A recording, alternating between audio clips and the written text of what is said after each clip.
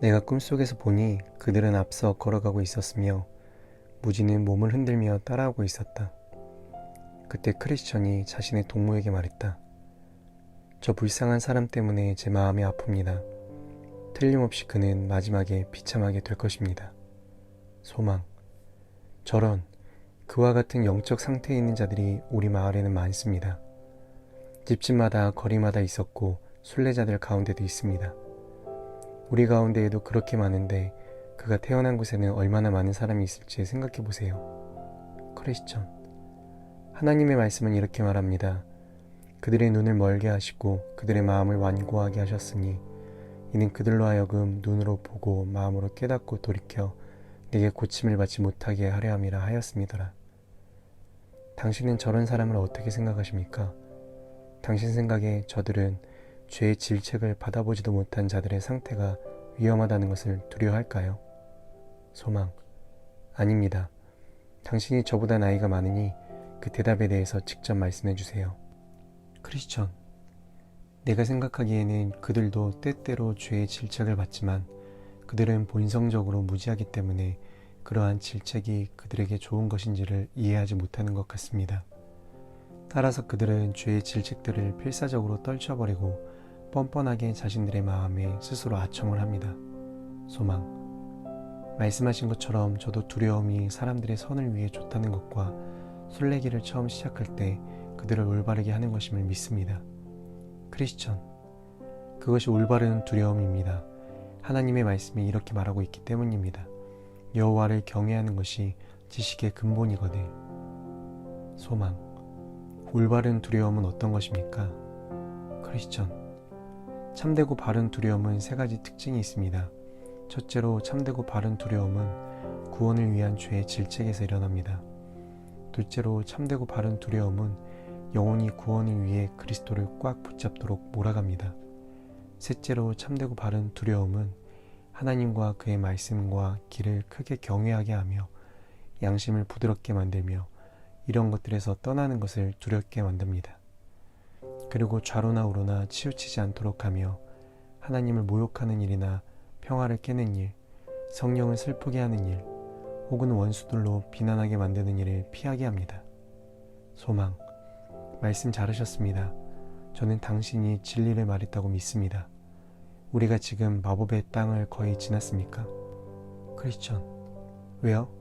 대화가 지루하십니까? 소망. 아닙니다. 다만 우리가 어디에 있는지 알고 싶습니다. 크리스천. 우리는 앞으로 3km 정도만 가면 됩니다. 어서 다시 우리 이야기 주제로 돌아갑시다.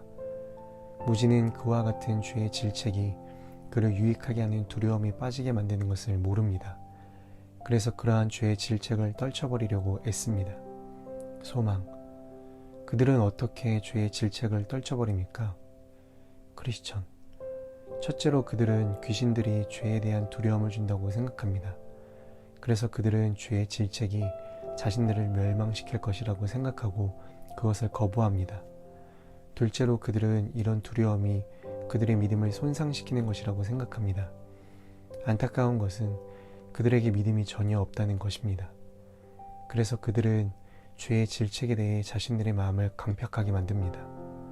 셋째로 그들은 아무것도 두려워해서는 안 된다고 생각합니다. 따라서 두려움이 있어도 그렇지 않은 척 가장합니다. 마지막으로 그들은 이런 두려움이 그들의 보잘것없고 낡은 자존심을 손상시킬 것을 염려해서 있는 힘을 다해 질책을 거부합니다. 소망. 이 중 어떤 것은 실감합니다. 저에게도 이런 것들이 있었기 때문입니다. 크리스천. 그래요. 이제 무지에 대한 이야기는 그만하고 다른 유익한 질문으로 들어갑시다. 소망. 당신 먼저 시작하십시오. 52회 신앙성벽 쌓기 48번째 시간, 오늘의 주제는 복음적 두려움입니다. 성령님께서 하시는 일은 영혼에 역사하셔서 죄를 깨닫게 하십니다. 그러므로 성령의 역사로 죄를 깨닫고 죄에 대한 두려움을 가지는 것은 올바른 것입니다. 이런 두려움은 죄를 멀리하게 하고 죄와 싸우게 만들기 때문입니다. 이것을 복음적 두려움이라고 부르는데 구원을 위한 죄의 책망에서 일어나는 것입니다. 이렇게 바르고 참된 두려움은 영혼이 구원을 위해 그리스도에게로 가도록 만들며 그리스도를 붙잡게 만들어 줍니다.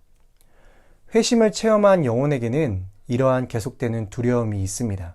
하나님의 거룩하심을 묵상하면서 하나님을 두려워하고 죄를 미워하고 죄와 싸우는 것이죠. 이런 복음적 두려움은 죄를 피하게 합니다. 죄에 대해서 자신만만한 것이 아니라 영적 주의를 기울이면서 죄의 유혹에 지지 않게 하는 것입니다. 만약 죄에 대해 자신만만하고 스스로 능력이 있다고 생각한다면 그 영혼은 벌써 넘어진 것입니다. 그래서 복음적인 두려움은 영혼이 하나님과 말씀을 경외하게 하며 양심을 부드럽게 유지하게 해서 좌로나 우로나 치우치지 않게 합니다. 그리고 하나님을 욕되게 하는 일이나 평화를 해치는 것과 성령을 슬프게 하는 일들을 피하게 합니다. 그러나 한편 거듭났음에도 하나님의 계명과 명령에 비추어 나 자신을 볼 때 나는 도무지 끝까지 그것들을 지킬 수 없다는 생각에 두려운 마음이 들기도 합니다. 이것은 지극히 당연한 복음적 두려움입니다. 만약 이런 영적 자각이 없다면 위험한 것이죠. 자신의 능력의 한계와 무능을 보면서 과연 자신이 순례의 길을 마지막까지 갈 수 있을 것인가에 대한 생각으로 두려움을 갖는 것은 마땅한 것입니다. 이런 복음적 두려움은 자신을 신뢰하고 의지하는 것에서부터 벗어나서 오직 주의 은혜만을 바라보게 만드는 것입니다. 자신의 능력을 과신하는 자들은 결국 넘어져 죄에 빠지게 될 것입니다. 따라서 복음적 두려움은 자신을 더욱 낮추게 하여 오직 주의 은혜만을 의지하게 만들어주는 것이죠. 사랑하는 선생님, 우리에게는 두려움이 반드시 있어야 합니다.